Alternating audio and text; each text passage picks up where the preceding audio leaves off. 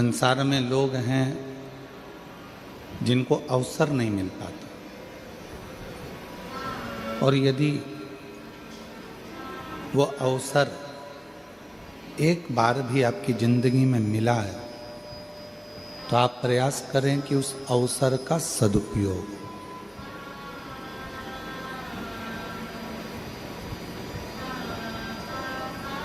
जन्म ले लेना, मृत्यु सागर में आ जाना, मानव की देह धारण कर लेना एक सरल विषय है,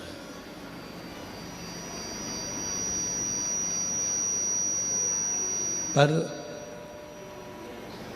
उस मानव देह को धारण करने के बाद यदि थोड़ा सा अवसर ऐसा जिंदगी में आ जाए कि हम अपने राष्ट्र के लिए, अपने देश के लिए कोई अच्छा काम कर सके तो जरूर करो।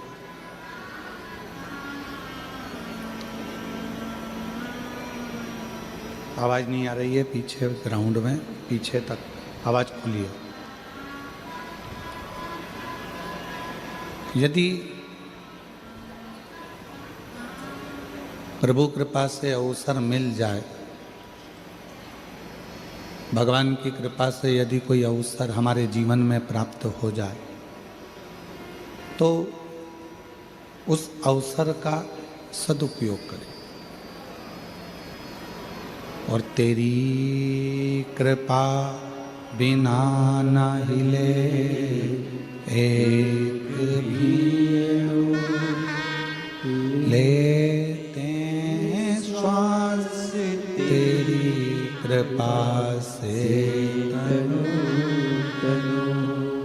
बखान क्या करूं मैं, राखों के ढेर का चपटी भभूत में खजाना कुबेर का, गंगहार मुक्ति द्वार ओंकार तू, भोले ओंकार तू, आयो शरण तिहारी शंभु तार तू। यदि मानव का शरीर मिला है और उस मानव के शरीर में कोई अवसर अच्छा मिला है तो कर लो।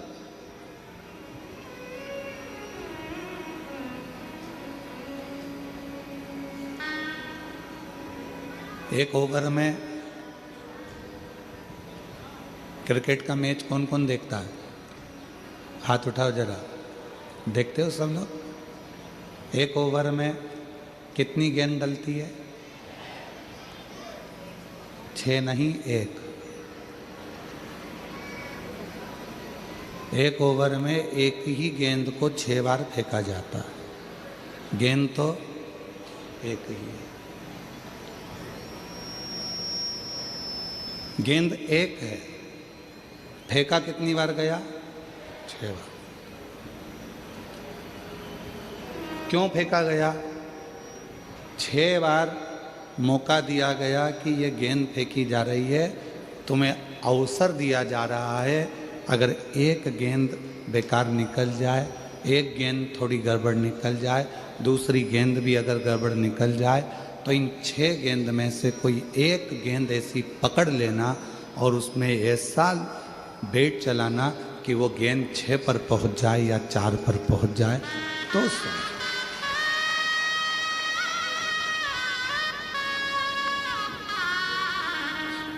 अवसर दिया।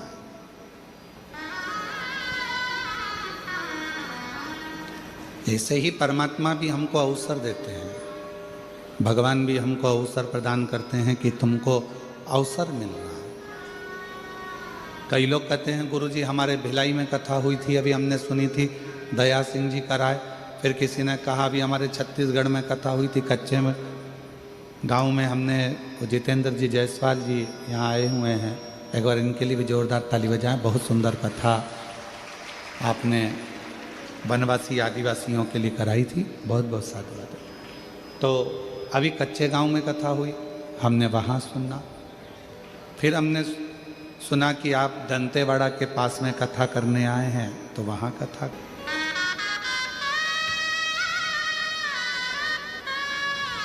आपकी कथा इतने आसपास में हमको मिल जाती है, ये प्रभु की कृपा है। क्यों मिलती है? कोई कोई प्रदेश तो ऐसे हैं कि जो इस कथा के लिए तरस रहे। कोई कोई क्षेत्र ऐसे हैं जो इस कथा को पाने के लिए अथक प्रयास कर कर बैठे हुए, अथक प्रयास।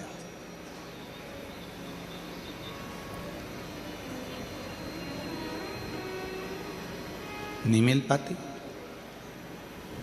आपके आसपास में यदि कथा पहुंच रही है, शिव महापुराण की कथा ये कुबरेश्वर धाम सीहोर से चल के यहाँ तक आ रही है, तो समझना मेरे बाबा भी 6 गेंद जैसा तुमको मौका दे रहे हैं कि किसी भी एक गेंद पर तुम छक्का चौका लगा लो, अवसर पाल कर थोड़ा आगे बढ़ो। ये अवसर दिया है। और तेरी कृपा बिना न हिले एक भी अणु, लेते हैं श्वास तेरी कृपा से तनु तनु। ये अवसर परमात्मा देता है, और जो ये अवसर अपने को मिला है, इस अवसर का सदुपयोग होना चाहिए।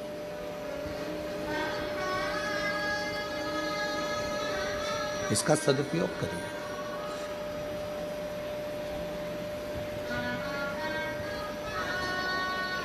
भगवान पर इतना विश्वास, भगवान पर इतना भरोसा, इतनी दृढ़ता परमात्मा के चरणों के प्रति धारण कर लो कि परमात्मा आपकी जिंदगी के सारे दुखों को समाप्त कर दे।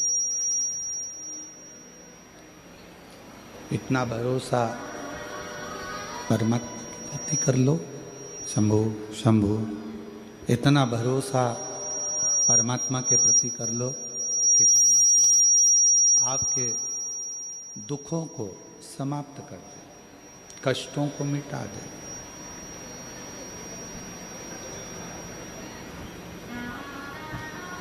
दो लड़ाई हैं,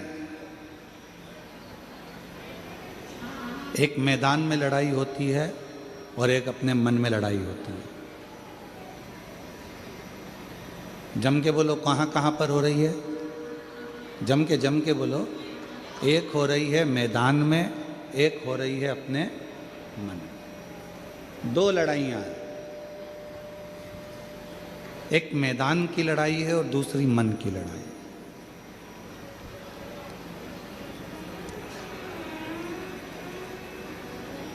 लाखों की संख्या में आप लोग आए हैं। ये 150 एकड़ का ग्राउंड आज बाबा की कृपा से आप लोगों की शिव भक्ति के बल पर पूरा भरा पड़ा हुआ है। पूरा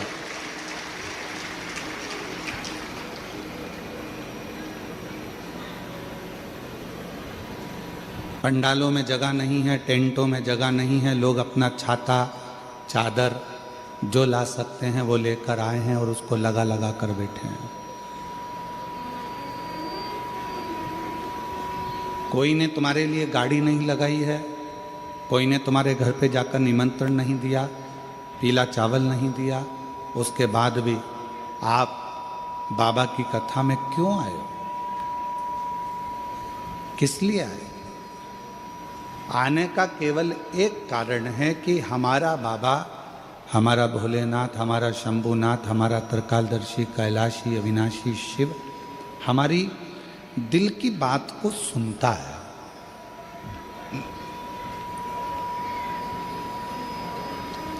हमारा शंभु, हमारा शंकर, हमारा भोलेनाथ, हमारा उघड़दानी त्रिकालदर्शी हमारे मन की बातों को श्रवण करता है और वो हमारे दुख को समाप्त करता है। मेरी जीजियों, मेरे जीजाओं, मेरी बेटियों, बेटाओं, मेरी बुजुर्ग माँ बाप, एक बात याद रखिएगा, बहुत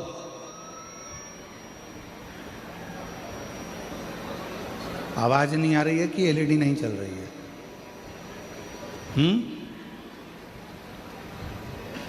देखिए जरा जी, मेरा शिव, मेरा शंकर, मेरा ओघड़दानी, मेरा शंभू, मेरा त्रिकालदर्शी, मेरा कैलाशी, मेरा बाबा विश्वनाथ, मेरा बाबा भोलेनाथ, यदि कृपा करना वाला होता है तो ही आपको अपने नजदीक में लाता है, वरना लाता ही नहीं, बुलाता ही नहीं। दो लड़ाइयां हैं, एक लड़ाई होती है मैदान में, एक लड़ाई होती है अपने मन में। दो लड़ाई। और याद रखिए, मैदान की लड़ाई मान लो हार गए तो भी बाद में जीत सकते हो, पर मन की जो लड़ाई होती है, इसमें यदि एक बार हार गए तो फिर जिंदगी भर कभी जीत नहीं सकते, कभी नहीं जीत सकते।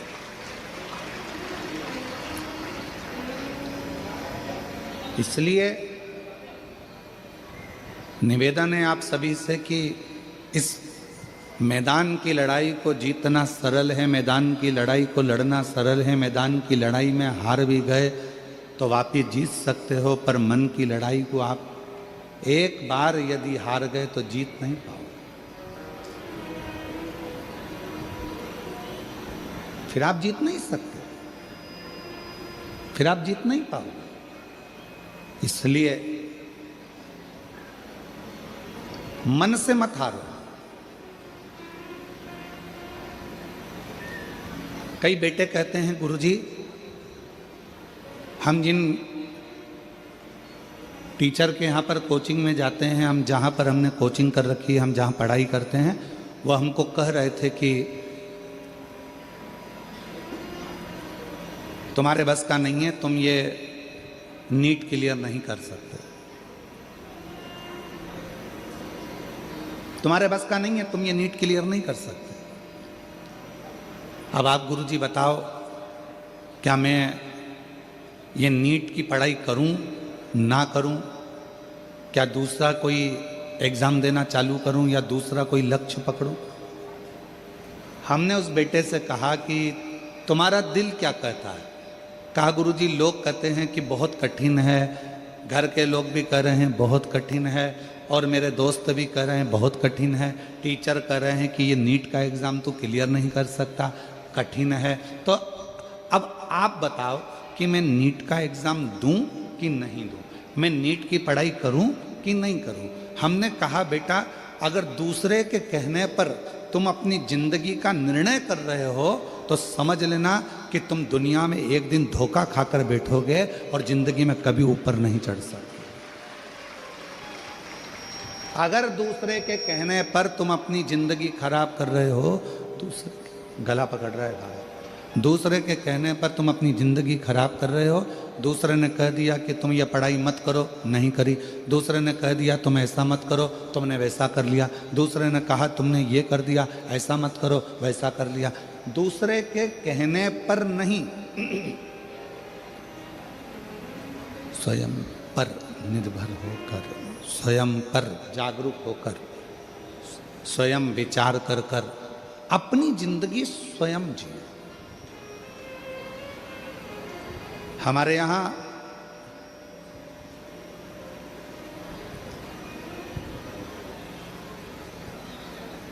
भारत के यशस्वी प्रधानमंत्री जी ने कहा है आत्मनिर्भर भारत।